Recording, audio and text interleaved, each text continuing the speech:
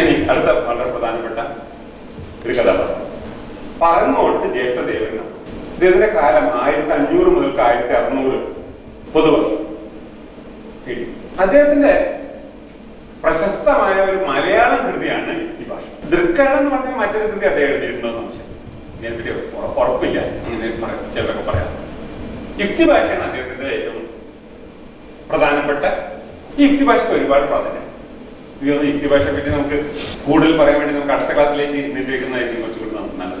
അത്രയധികം പ്രത്യേകതകളുള്ള വളരെ പ്രധാനപ്പെട്ട ഒരു കൃതിയാണ്. ഏറ്റവും പ്രധാനപ്പെട്ട ഒരു കാര്യം അത് മലയാളത്തിലാണെന്നുള്ളത്. കാരണം ഈ ഏകദേശം 1530 മറ്റാണ്, കൃത്യം കൊല്ലം നമുക്കറിയില്ല, ഏകദേശം അതിന്റെ അടുത്തോട്ടാണ് ഈ യുക്തിഭാഷ എഴുതപ്പെടുന്നത്.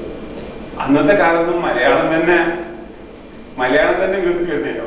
ഇപ്പൊ തുഞ്ചത്തെടുത്തച്ച് അധ്യാത്മ രാമായണം എഴുതും.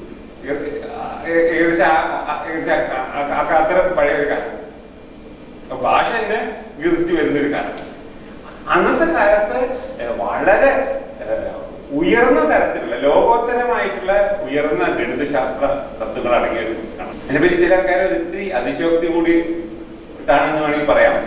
ഇതിനെ ലോകത്തിലെ ആദ്യത്തെ കാൽക്കുലസ് ടെക്സ്റ്റ് ബുക്ക് എന്ന് വരെ വിളിക്കും. യുക്തിഭാഷയാണ് ലോകത്തിലെ ആദ്യത്തെ കാൽക്കുലസ് ടെക്സ്റ്റ് ബുക്ക് എന്ന് വരെ വിളിക്കുന്നത്. അതിൽ ഒത്തിരി അതിശയോക്തി ഉണ്ടെന്ന് വേണമെങ്കിൽ ചിലർക്കൊക്കെ സംശയം. ടി ദിവാകരന്റെ ഒരു ആർട്ടിക്കിളിന്റെ പേര് ഒരു ആർട്ടിക്കിൾ EMM വേണ്ടി നടത്തിയ ഒരു ഇന്റർവ്യൂ ഞാൻ അദ്ദേഹത്തോട് നേരിട്ട് ചോദിച്ചു. ഇത് കുറച്ച് അധികമല്ലേ ഇങ്ങനെ പറയുന്നു. അദ്ദേഹം അത് വിശദീകരിക്കുന്നുണ്ടായിരുന്നു. UGCയുടെ പരിപാടിയിലാണ് ഇന്റർഫേസ്. യുക്തിഭാഷയ്ക്ക് ഒരുപാട് പ്രത്യേകത പ്രാധാന്യങ്ങളുണ്ട്. ഇത് യുക്തിഭാഷയുടെ ഒരു താളികല. ഈ താളികല നമ്മുടെ യൂണിവേഴ്സിറ്റിയുടെ താളികല ഗ്രന്ഥാലയം.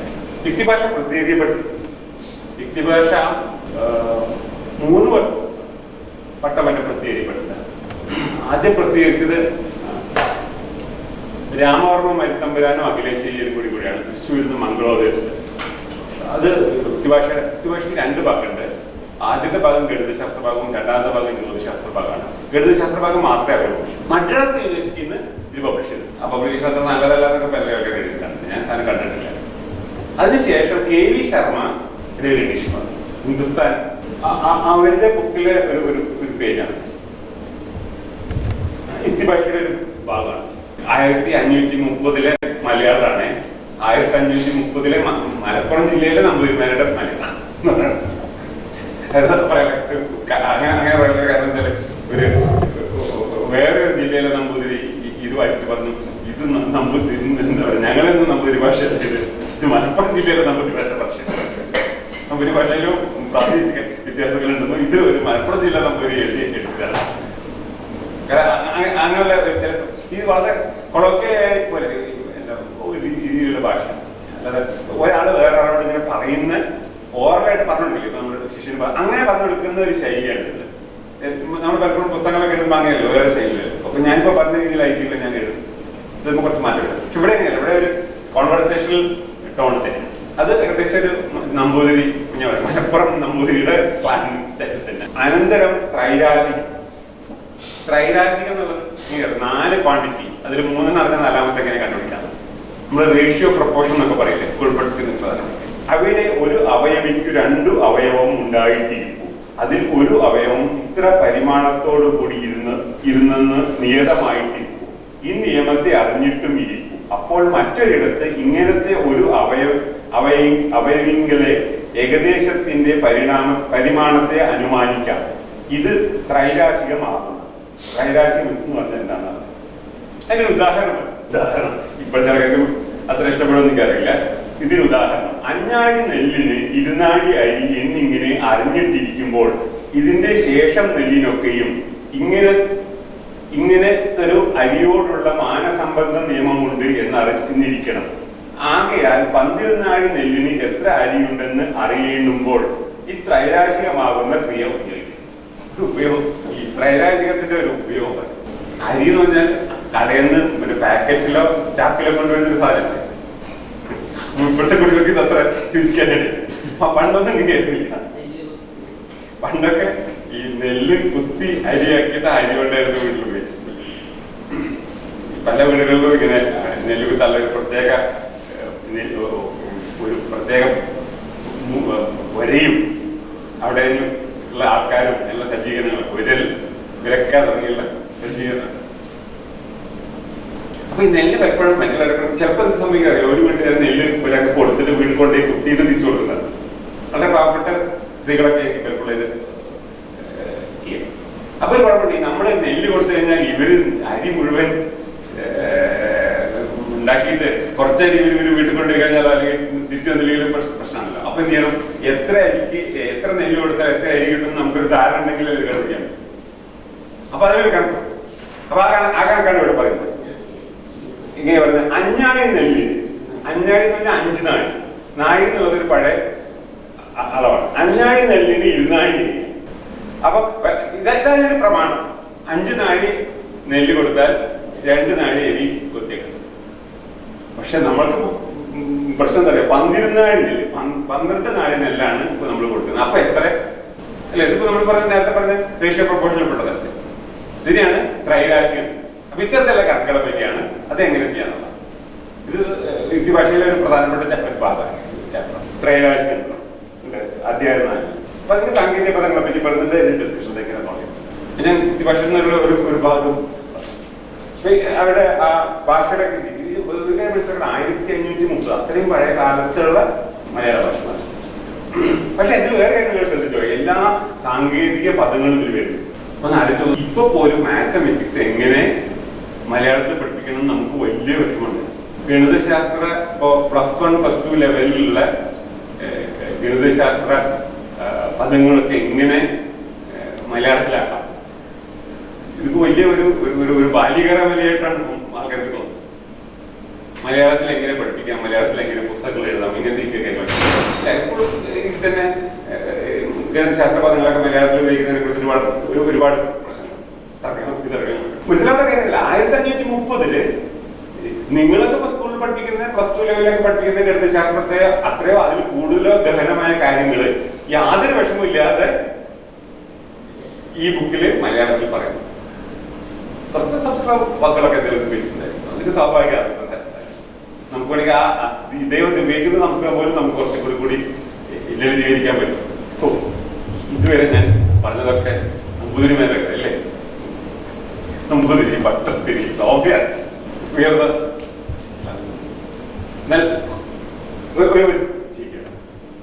ഇതേ ഒരു വാര്യ എന്ന് പറഞ്ഞ അമ്പലവാസി തൃക്കുടവേലി ശങ്കരവാര്യ. ഈ തൃക്കുടവേലി എന്നുള്ളത് പാലക്കാട് ഒറ്റപ്പാലത്തിനടുത്ത് തൃക്കടീരി എന്ന് പറഞ്ഞ സ്ഥലം. അവിടെ ഒരു അമ്പലമുണ്ട്. ആ അമ്പലവുമായി ബന്ധപ്പെട്ട വാര്യത്ത് ഉണ്ടായിരുന്ന ആളാണ് തൃക്കുടവേലി ശങ്കരവാര്യ. 1500 മുതൽ 1560 വരെയാണ് അദ്ദേഹത്തിന്റെ കാലം. അദ്ദേഹം ഈ ദാമോദരന്റെയോ നീലകണ്ഠന്റെ ജ്യേഷ്ഠദേവന്റെ അങ്ങനെയുള്ള ആൾക്കാർക്കൊക്കെ അടുത്തൊന്ന് ജ്യോതിശാസ്ത്രം ഗണിതശാസ്ത്രമൊക്കെ പഠിച്ചിട്ടുണ്ടാവാനാണ്. ഈ പറഞ്ഞ ആൾക്കാരൊക്കെ ഏകദേശം കാലത്താണ് അദ്ദേഹം. നീലകണ്ഠ സ്വാമിയെ പറ്റി വളരെയധികം ബഹുമാനമുണ്ട്. പറങ്ങോട്ട് ജ്യേഷ്ഠദേവ നമ്പൂരിനെ പറ്റി വളരെ അവരൊക്കെ അടുത്തൊന്ന് പഠിച്ചിട്ടുണ്ടാവാനാണ്. ഇദ്ദേഹത്തിന്റെ പ്രധാനപ്പെട്ട 2 കൃതികളാണ് ക്രിയാക്രമകരിയും യുക്തിയും. ഈ ക്രിയാക്രമകരി ഞാൻ മുമ്പ് പറഞ്ഞ പോലെ ഭാസ്കരാചാര്യരുടെ ലീലാവതിയുടെ അത് അദ്ദേഹം മുഴുവൻ എഴുതുന്നില്ല. ഇതിന്റെ ഒരു പ്രത്യേക ഭാഗം എഴുതുന്നത് വേറൊരാളാണ്, നാരായണൻ എന്ന് പറഞ്ഞുള്ള മറ്റൊരു പണ്ഡിതൻ. ഇതിന്റെ ഒരു പ്രത്യേക വരെ ശങ്കരവാര്യ എഴുതുന്നു. അവിടെ ശേഷം എഴുതുന്നത് നാരായണൻ. ഈ നാരായണൻ ഇല്ല ഏതാണ് ഞാൻ പറയാം.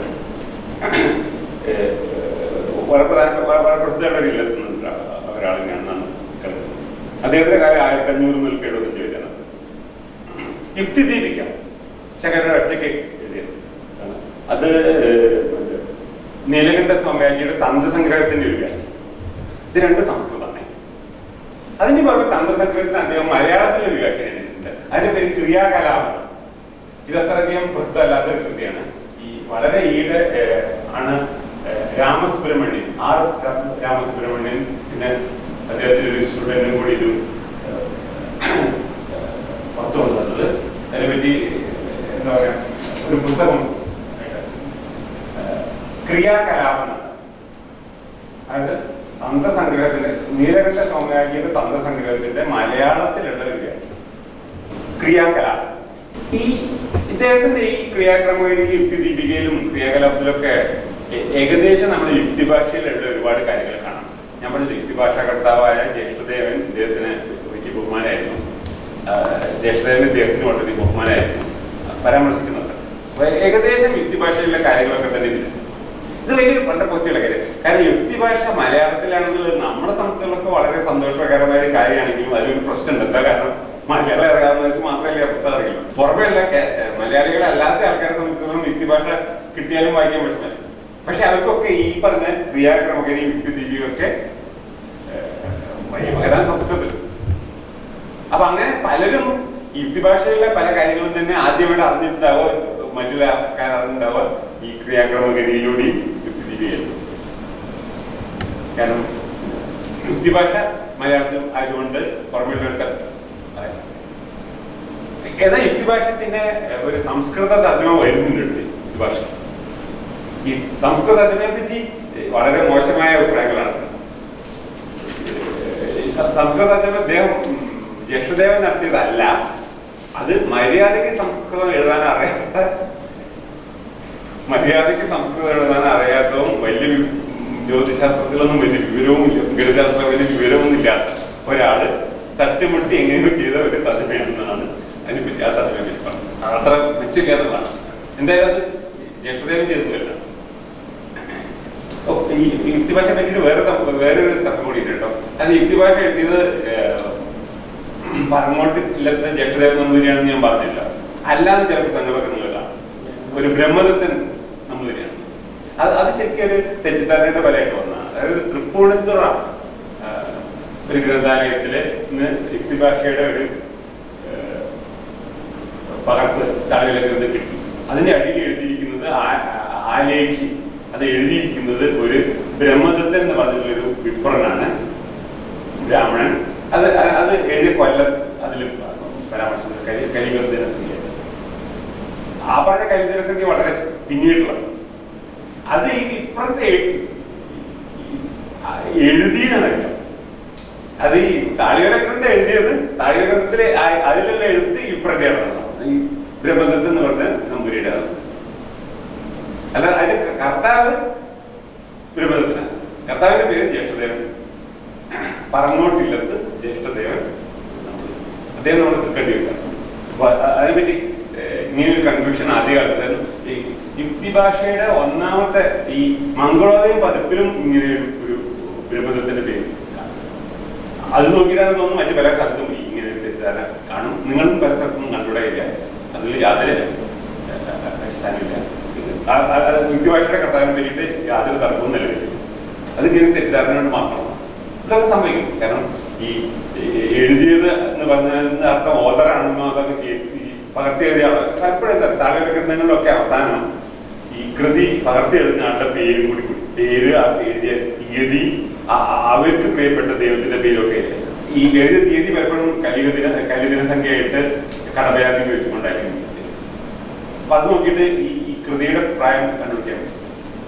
അത് പകർത്തി എഴുതിയതിന്റെ നാരായണൻ നമ്പൂതിരിയുടെ ക്രിയാക്രമകൻ എഴുതിയത് രണ്ടുപേരാണ്.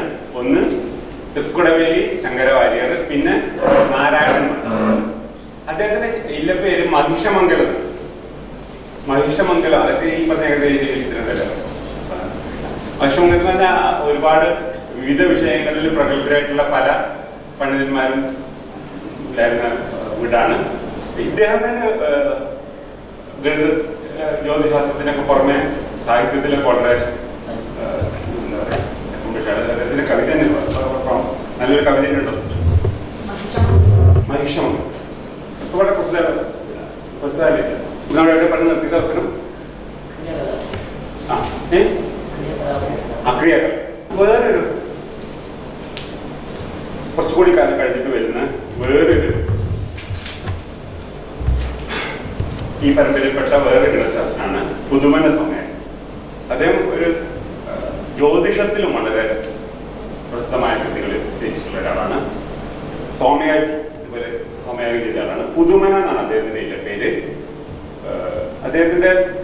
സ്ഥലം കൃത്യമായിട്ട് അറിയില്ല. അത് ഒന്നുകിൽ തൃശ്ശൂരായിരിക്കും, അല്ലെങ്കിൽ ചൊവ്വനായിരിക്കും. ശിവപുര ഗ്രാമജനാണ്. ശിവപുരം എന്നുള്ളത് ഉദ്ദേശം തൃശ്ശൂരാണെന്നൊരു അഭിപ്രായമുണ്ട്. ശുഭപുരാണെന്നും ഒരു അഭിപ്രായമുണ്ട്. തൃശ്ശൂരാണെന്നാണ് എനിക്ക് തോന്നുന്നു കൂടുതൽ ആൾക്കാർ പറഞ്ഞിരിക്കുന്നത്. ശിവപുര ഗ്രാമം. അദ്ദേഹത്തിന്റെ വളരെ പ്രസിദ്ധമായ ഒരു ബുക്കാണ് കാരണവത് എന്നുള്ള ഒരു ഭാഗം നമ്മൾ കാണുന്നത്. ജാതക ആദേശമാർഗം, ന്യായരത്നം, അങ്ങനെയുള്ള ജ്യോതിഷകൃതികൾ അദ്ദേഹം നന്നായിട്ടുണ്ട്. അദ്ദേഹം കുറച്ച് നമ്മളെ എന്താ പറയുക, ഏറ്റവും നല്ല കാലം കഴിഞ്ഞിട്ടുള്ള കാലത്ത് വരുന്ന ഒരാളാണ്. പക്ഷെ എങ്കിൽ പോലും കർണപദ്ധതി ചില പ്രധാനപ്പെട്ട കാര്യങ്ങൾ കുറച്ചുകൂടി കഴിഞ്ഞു. ഇത് 19-ാം നൂറ്റാണ്ടില് ആളാണ്. കടത്തനാട്ട് ശിവരാമൻ. ഇതിന്റെ കാലം 1801 മുതൽ 1839 വരെയാണെന്നാണ് പറയുന്നത്. പൊതുവർഷം തുഞ്ചിയിൽ അപ്പത്തമ്പുരാൻ എന്നൊരു പേരുണ്ട്. കടത്തനാട്ട് കോവിൽ. അപ്പോ നമ്മള് കടത്തനാടാണ്. അദ്ദേഹത്തിന് വളരെ പ്രസിദ്ധമായിട്ടുള്ള കൃതിയാണ് സദ്രത്നമാല. സദ്രത്നമാല എന്നങ്ങനെ പേരുള്ള കാരണം അദ്ദേഹത്തിന് പറയുന്നത് ജ്യോതിശാസ്ത്രാബ്ദികീർണാം വിശദ ഗണിത സാരോക്തി സദ്രത്നമാലാം സംക്ഷിപ്തേനാം ലിഖാമ. ഗണിതശാസ്ത്രമാകുന്ന കടലിലെ ഗണിത സാരോക്തികളാകുന്ന നല്ല രത്നങ്ങളെ കൊണ്ടുണ്ടാക്കുന്ന മാലയാണ് കവിതയാണ്. അങ്ങനെയാണ് ഈ സദ്രത്നമാല എന്നുള്ളത്. അപ്പൊ ഏകദേശം ഈ പറഞ്ഞ പരമ്പര മോശമായിട്ട് വരുന്നതാണ്. പക്ഷേ അതിൻ്റെ ഇടയിൽ ഞാൻ വേറൊരു പ്രധാനപ്പെട്ട പേര് പറഞ്ഞിരുന്നു. അതിൻ്റെ ഇടയിൽ പറയേണ്ട ഒരു പേര് ഞാൻ വിട്ടുപോയിട്ടോ. അത് ഒഴിവാക്കാൻ പറ്റാത്ത പേരാണ് അച്യുതപിഷാൻ. തൃക്കണ്ടിയൂർ അച്യുതപിഷാൻ. അത് തെറ്റിപ്പോയതാണ്. അദ്ദേഹത്തിന്റെ പേര് പറയാം. അതിന് മുമ്പൊക്കെ പറയണം. അത് തൃക്കുടവേലി ശങ്കരവാര്യർ കഴിഞ്ഞാൽ ഞാൻ ആദ്യം പറയേണ്ടിയിരുന്നത് തൃക്കണ്ടിയൂർ അച്യുതപിഷാരടിയുടെ കാലം 1560 മുതൽ 1621 വരെ. അദ്ദേഹം ജ്യേഷ്ഠദേവന്റെ ശിഷ്യനാണ്. വ്യാകരണം, ജ്യോതിഷം, വൈദ്യം, അലങ്കാരം തുടങ്ങിയ വിവിധ വിഷയങ്ങളിൽ പഠിച്ചത്. അദ്ദേഹത്തിന് വേറൊരു പ്രശസ്തി കൂടിയുണ്ട്. മേൽപ്പത്തൂർ നാരായണ ഭട്ടത്തിരിയുടെ ഗുരുവാണ്. ഗുരു മാത്രമല്ല, മേൽപ്പത്തൂർ ഭട്ടത്തിരിപ്പാട് അദ്ദേഹത്തിന്റെ മരുമകളെ അങ്ങനെ എടുക്കുന്നു. അതിൽ മേൽപ്പത്തൂരിന് അച്യുതപിഷാരെ പറ്റി വളരെയധികം ബഹുമാനമുണ്ട്. അച്യുതപിഷാരെ മരിക്കുമ്പോൾ മേൽപ്പത്തൂരിന്റെ ഒരു അനുശോചന ശ്ലോകം പുതുമന സോമയാജി പറഞ്ഞല്ലോ.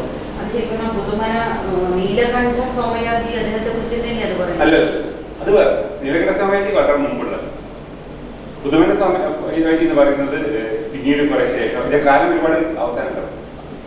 അതല്ല, താരതമ്യേന പ്രധാന കഥാപാത്രമാണ്. പ്രധാനപ്പെട്ട കഥാപാത്രം നീലകണ്ഠ സോമയാജി. നീലകണ്ഠ സോമയാജി തൃക്കണ്ടിയൂർ, കേരളൂർ, ഇദ്ദേഹം പുതുമനയാണ്. അത് ശിവപുര ഗ്രാമത്തില്. അതേപോലെ വളരെ വ്യത്യാസമുണ്ട്. കാരണം ഒരുപാട് വ്യത്യാസമുണ്ട്, പ്രാധാന്യത്തിൽ വളരെ വ്യത്യാസമുണ്ട്. അത് നീലകണ്ഠ സോമയാജി. പ്രധാനപ്പെട്ട സോമയാജി അത് ഗ്രിഗറി സീരീസ് കണ്ടുപിടിച്ചയാള് സോമയാജി അല്ല, അത് മാത്രമല്ല. സീരീസിനെ പറ്റിയൊക്കെ നേരത്തെ പറഞ്ഞില്ല, അത് നീലകണ്ഠ. ഇപ്പൊ ഞാൻ സീരീസിനെ പറ്റിയൊക്കെ നേരത്തെ ഡിസ്കസ് ചെയ്യണം. അത് നീലകണ്ഠ സോമയാജിയുടെ അരിപരിവേഷണമാണ്. ഈ സോമയാജി അത്ര പ്രധാനപ്പെട്ട ആളല്ല. പുതുമന സോമയാജി താരതമ്യേന പിന്നീട് വന്ന ആളുമാണ്. താരതമ്യേന അപ്രധാന കഥാപാത്രം. പക്ഷേ ഞാൻ എൻ്റെ ഒരു വിഡിതം കണ്ടു. ഒരു പ്രധാനപ്പെട്ട ആൾ ഞാൻ പറയാൻ പറ്റും. അതാണ് എനിക്ക് പറഞ്ഞുകൊണ്ടിരിക്കുന്നത്. ഈ അച്യുതപിഷാരടിക്ക് അന്ന് അവിടെ തൃക്കണ്ടിയിലുണ്ടായിരുന്ന പ്രാധാന്യം എന്താണെന്ന് അറിയാൻ അക്കാലത്ത് എഴുതപ്പെട്ട ഒരു സന്ദേശകാവ്യം വായിച്ചു. അതായത് വാസുദേവ കവി എന്ന് പറഞ്ഞിട്ടുള്ള ഒരു സംസ്കൃത കവി ഭ്രമര സന്ദേശം അല്ലെങ്കിൽ ഭ്രംഗ സന്ദേശം എന്ന് പറഞ്ഞിട്ട് ഒരു സന്ദേശകാവ്യങ്ങളെ പറ്റി അറിയാം. കാമുകി കാമുകല്ല ആരെങ്കിലും ഒരാളെ മറ്റേ ആൾക്ക് വിട്ടു നിൽക്കുമ്പം അവരെ സ്നേഹം ഒരു സന്ദേശം. ഏറ്റവും ആദ്യത്തെ ഉദാഹരണം നമ്മുടെ മേഘ സന്ദേശമാണ്. അപ്പൊ അതുപോലെ ഒരുപാട് സന്ദേശകാവ്യം കേരളത്തിൽ ഒരു സന്ദേശകാവ്യങ്ങളുടെ ഒരു ബഹളം തന്നെയായിരുന്നു ഒരു കാലത്ത്.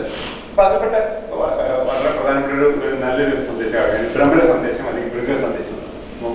വണ്ടാണ്. അതിന് വളരെ രസകരമായ ഒരു ഭാഗം കേട്ടോ. ശിരസി ജ്യോതിഷാമേകബിന്ദു ജ്യോതിഷ് ചക്രം നിഖിലം അവരോധാരയ. ഈ വണ്ട് ഇങ്ങനെ പോകുമ്പോൾ വഴിയിൽ ഓരോ സന്ദേശകരത്തിന് പ്രത്യേകത സന്ദേശം കൊണ്ട് ഇങ്ങനെ പോകുമ്പോൾ വഴിയിൽ ഓരോ സ്ഥലത്തും എന്തൊക്കെ കാഴ്ചകളാണ് കാണാനുള്ളത് അതൊന്നും ഇവിടെ ഇരുന്ന് കാലഘട്ടത്തിനാണെങ്കിലും ഈ പറഞ്ഞ സന്ദേശകാരന്മാരാണെങ്കിലും കുറെ പൊട്ട സന്ദേശകാരന്മാരൊക്കെ പറയും. അപ്പൊ അങ്ങനെ പറഞ്ഞുകൊണ്ട് പറയാം തൃക്കണ്ടിയൂർ കൂടെയാണ്.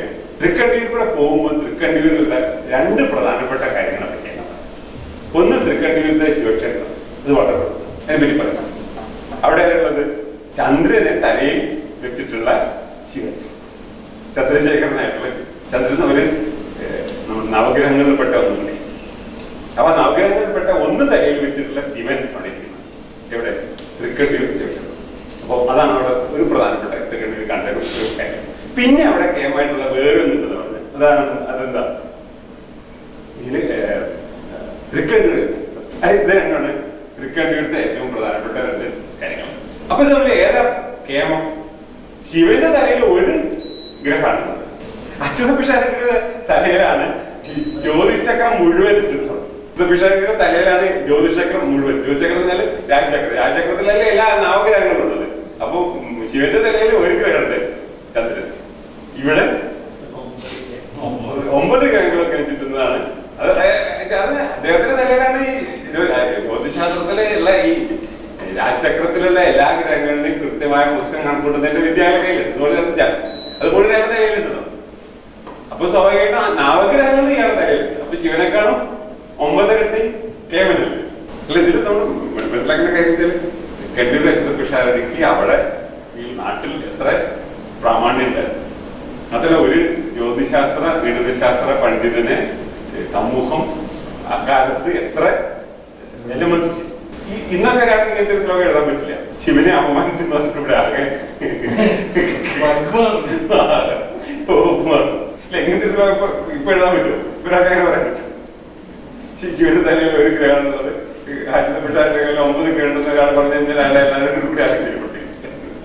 പക്ഷെ അതല്ല, ഈ അറിവിനും സ്കോളർഷിപ്പിനൊക്കെ ഈ സമൂഹത്തില് അന്ന് കൊടുക്കുന്ന പ്രാധാന്യം കൂടി നമുക്ക് മനസ്സിലാക്കാം. അതൊരു സന്ദേശകാവ്യം എന്ന് പറഞ്ഞാൽ സാധാരണക്കാരിൽ ശൃംഗാരമൊക്കെയാണ് പ്രധാനം. ഈ കാമുകമാരുടെ പരസ്പരമുള്ള സ്നേഹം, അവർ തമ്മിലുള്ള ബന്ധത്തിന്റെ ആഴം, അങ്ങനെയുള്ള കാര്യങ്ങൾ. അത് ഈ സന്ദേശകാരന്മാർ പോകുന്ന വഴിക്ക് കാണുന്ന വിവിധ തരത്തിലുള്ള കാഴ്ചകൾ, ഇതൊക്കെയാണ് സന്ദേശകാവ്യത്തിൽ പ്രധാനം. പക്ഷെ അത് അങ്ങനെയുള്ളൊരു സന്ദേശകാവ്യത്തിൽ പോലും ഇത്തരത്തിലുള്ള ഒരു പരാമർശം വന്നിട്ടുണ്ടെങ്കിൽ അതിന്റെ അർത്ഥം ഈ സമൂഹം ഇതിനെ എങ്ങനെ കാണുന്നു എന്നുള്ളത് കൊടുക്കുന്നുണ്ട്. അത്തരത്തിലുള്ള ഒരു അറിവിനെ കുറിച്ചുള്ള ഒരു അംഗീകാരം നമ്മുടെ സമൂഹത്തിൽ ഇപ്പൊ ഒന്നില്ല. വളരെ പ്രധാനപ്പെട്ട അച്യുതപിഷാരിയുടെ കൃതികൾ ഗോളദീപിക, ഉപരാഗ ക്രിയാക്രമം, കരണോത്തമം, ജാതകാഭരണം, ഹോര സാരോച്ചയം, ജ്യോതിഷായിരം, ഇങ്ങനെയുള്ള ഒരുപാട് കൃതികൾ അദ്ദേഹത്തിന്റെ വളരെ പ്രധാനപ്പെട്ട ഒരു ജ്യോതിശാസ്ത്രത്തിൽ ഒരു പ്രധാനപ്പെട്ട സംഭാവന എന്ന് പറയുന്നത് ഒരു റിഡക്ഷൻ ടു ദ എക്ലിപ്റ്റിക് എന്ന് പറഞ്ഞ ഒരു കണക്ഷൻ. അതായത് ഈ ഗ്രഹങ്ങളുടെ പൊസിഷൻ ഒക്കെ കണക്കൂട്ടിയെടുക്കുമ്പോൾ അത് എക്ലിപ്റ്റിക് എന്നുള്ളത് സൂര്യൻ ഈ ആകാശഗോളത്തില് സെലസ്റ്റിയൽ സ്ഫിയറിലൂടെ സൂര്യൻ സഞ്ചരിക്കുന്ന പാതയാണ്. ആ എക്ലിപ്റ്റിക്കിലേക്ക് അല്ല അതിന്റെ വലിപ്പം, അതിന്റെ പ്രദക്ഷിണം എന്താണെന്നുള്ളത് കണ്ടുപിടിക്കുന്ന ഇതിനെ കുറിച്ചുള്ള ഒരു ഇതിൽ ജ്യോതിശാസ്ത്രത്തിൽ ആവശ്യമുള്ള ഒരു പ്രത്യേക ടെക്നിക്കാണിത്, റിഡക്ഷൻ ടു ദി എക്ലിപ്സ് ചെയ്യുന്നത്. ഇത് ടൈക്കോഗ്രാഫെ കണ്ടുപിടിച്ചു എന്നുള്ളതാണ് നമ്മുടെ ആധുനിക ജ്യോതിശാസ്ത്രത്തിൽ പറയുന്നത്. അദ്ദേഹത്തിന്റെ കാലം 1546 മുതൽ 1601 വരെയാണ്. പക്ഷെ ഇത് അദ്ദേഹത്തിന്റെ ഈ നീലകണ്ഠ സോമയാജിയുടെ കൃതിയിൽ കാണും. അപ്പൊ അത് അദ്ദേഹത്തിന്റെ ഒരു പ്രധാനപ്പെട്ട പണി. അദ്ദേഹം നമ്മുടെ മാധവന്റെ വേണുവാരോഹം വ്യാഖ്യാനം നൽകിയെന്ന് ഞാൻ പറഞ്ഞു. അതുപോലെ ഒരുപാട് കൃതികൾ അദ്ദേഹം എഴുതിയിട്ടുണ്ട്.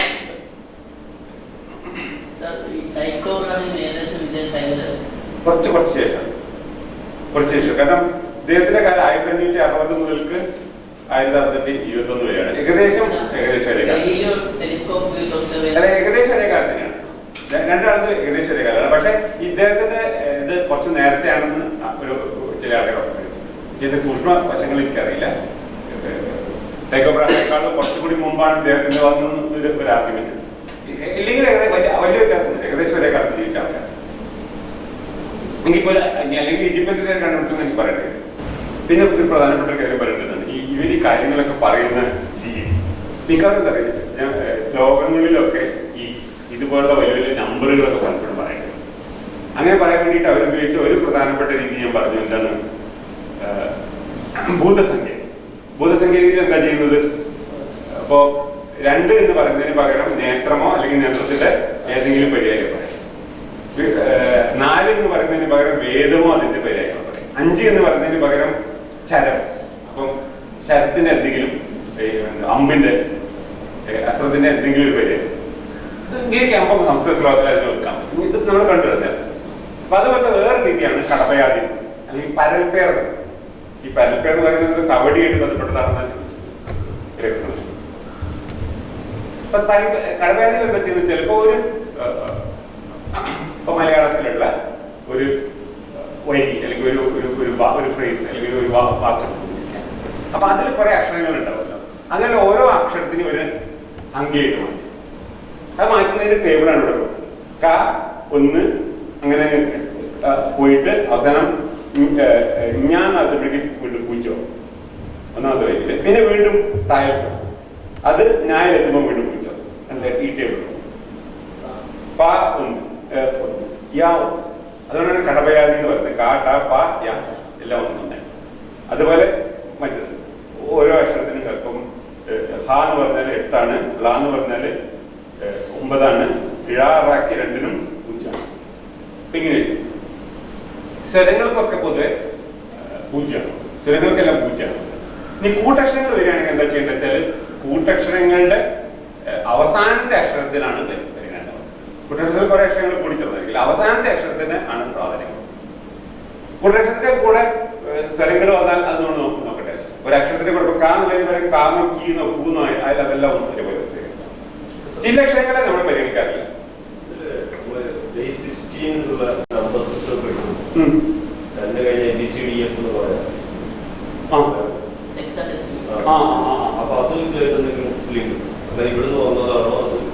അല്ല, അവിടെയൊക്കെ സംബന്ധിച്ച അക്ഷര അക്കങ്ങള് 10 സിമ്പിളേ നമ്മുടെ കയ്യിലുള്ളൂ. നമുക്ക് 16 സിമ്പിൾ വേണം.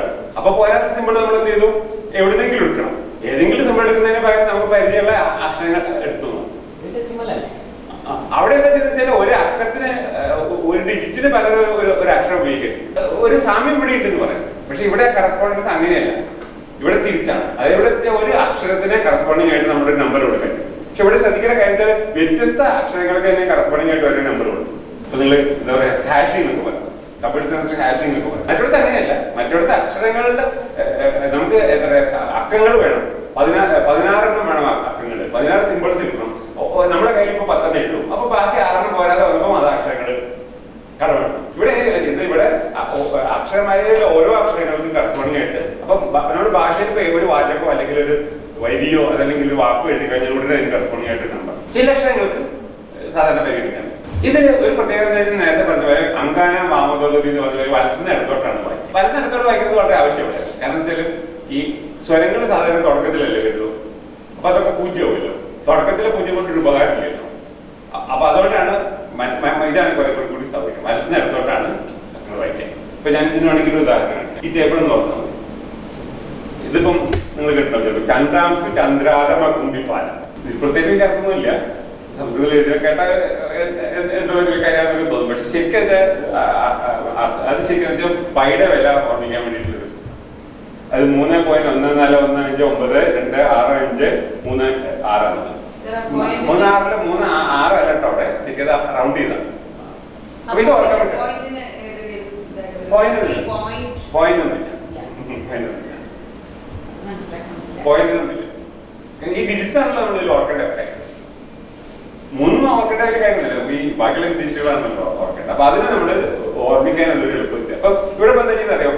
ഈ നമ്മള് ലാ ആണ് ആദ്യം തുടങ്ങുന്നത്. ലായുടെ നമ്പർ എന്താണ്? 3 അതിപ്പോ പിറകെ നോക്കിക്കഴിഞ്ഞാൽ ലാ 3. അപ്പൊ ഇതേപോലെ നമ്മൾ എന്ത് ചെയ്യും, ഓരോ അക്ഷരങ്ങളെയും നമുക്ക് എന്ത് ചെയ്യും അതിന്റെ നമ്പറാക്കി മാറ്റും. അങ്ങനെ വരുമ്പോൾ ഇത് വരും അക്ഷരത്തിന്റെ അടുത്തോട്ട് വായിച്ചാൽ 3, 1, 4, 1, 5, 9, 2, 6, 5, 3, 6. ഈ 6 ശരിയല്ല കേട്ടോ, അവിടെ അത് റൗണ്ട് ചെയ്താണ് കേട്ടോ, റൗണ്ട് ചെയ്താണ്. കാരണം ശരിക്കും ഇതാണ് 3, 1, 4, 1, 5, 9, 2, 6, 5, 3, 5. പിന്നെ അതിന്റെ അടുത്ത് പറയാം അർത്ഥം ഉണ്ടായിക്കൊള്ളുന്നില്ല. എന്തായാലും കുഴപ്പമില്ല, എന്തായാലും കുഴപ്പമില്ല. അർത്ഥത്തിനല്ല പ്രാധാന്യം. ഇതിന് പ്രാധാന്യം വെച്ചാൽ ഈ അകത്തിനെ സൂചിപ്പിക്കുന്നതാണ്. അർത്ഥം കൂടിയുള്ളതാണെങ്കിൽ ഗുണമല്ല, കോടതിക്കാണ് കുഴപ്പമുണ്ടോ. അർത്ഥമില്ലെങ്കിൽ കുഴപ്പമൊന്നും. അർത്ഥത്തിനല്ല പ്രാധാന്യം, നമ്മളിതിന്റെ ഈ റെപ്രസെന്റേഷൻ ആണ്. അങ്ങനെ അർത്ഥമുള്ള കൃതികളുണ്ട്. ഞാൻ അങ്ങനത്തെ കൃതികളെ പറ്റി പറഞ്ഞില്ലേ, ഈ കടവ്യാധിയെ തെറ്റിച്ചിട്ട് ഇടത്തുനിന്ന് വലത്തോട്ടുള്ള കടവ്യാധി വെച്ചിട്ടുള്ളത്. എന്ത് എങ്ങനെ അത് മനസ്സിലാക്കാൻ വലിയ ചിലപ്പോൾ കൺഫ്യൂഷൻ വരില്ല. താൻ പറഞ്ഞ വളരെ പ്രധാനപ്പെട്ട പോയിന്റാണ്. മാത്രമല്ല ഇത് കാരണമാണ് കൺഫ്യൂഷനുകളുണ്ട്. ഇപ്പോ ഒരു ശ്ലോകത്തിന്റെ ഇടയില് അല്ലെങ്കിൽ വരികൾക്കിടയില് ഒരു സ്ഥലത്ത് ഒരു നമ്പർ വരുന്നുണ്ട്, ചില സ്ഥലത്ത് നമ്പർ വരാത്തുണ്ട്.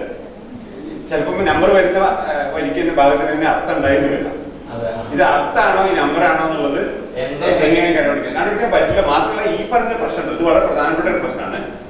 ഇത് ഒരുപാട് കൺഫ്യൂഷൻസും ഉണ്ടാക്കിയിട്ടുണ്ട്. ഇപ്പൊ പലപ്പോഴും എന്താ ചെയ്യുന്നത്, ഇപ്പൊ കരുദിന സംഖ്യയാണ് കൊടുക്കുക. അപ്പൊ കരുദിന സംഖ്യ കൊടുക്കുമ്പോൾ ഇത് കരുദിന സംഖ്യയാണെന്നിപ്പം കർത്താവ് ഈ എഴുതിയാൾ പറഞ്ഞാൽ നമുക്ക് വിശ്വസിക്കാൻ പറ്റും. ചിലപ്പോൾ എന്താ വെച്ചാൽ കുറെ കാലം കഴിഞ്ഞിട്ട് ഒരാൾ പറയും ഇത് കരുദിന സംഖ്യയാണെന്ന് പിന്നെ ആരോപിക്കാൻ ചെയ്യുന്നത്. അത് ചിലപ്പം അങ്ങനെ ഈ എഴുതുന്ന ആളത് ഉദ്ദേശിച്ചിട്ടേ ഉണ്ടാവില്ല. എന്നിട്ട് അത് വെച്ചിട്ട് കാലനിർണ്ണയമൊക്കെ നടത്തിയ ഒരുപാട് തമാശകളുണ്ട്. അപ്പം ഇത് വലിയ കൺഫ്യൂഷൻ ഉണ്ടാക്കുന്ന കാര്യം. കൃത്യമായിട്ട് അങ്ങനെ പറയാത്തോടത്ത് ചിലപ്പോൾ ആൾക്കാർ തെറ്റിദ്ധരിച്ചത് കരുദിന സംഖ്യയാണ്, തെറ്റിദ്ധരിച്ചിട്ട് അതിന് തെറ്റായ കാലം പ്രഖ്യാപിക്കലൊക്കെ ഉണ്ടാവും. അപ്പൊ ഇത് വളരെ കൺഫ്യൂഷൻ ഉണ്ടാക്കുന്ന ഒരു കാര്യം.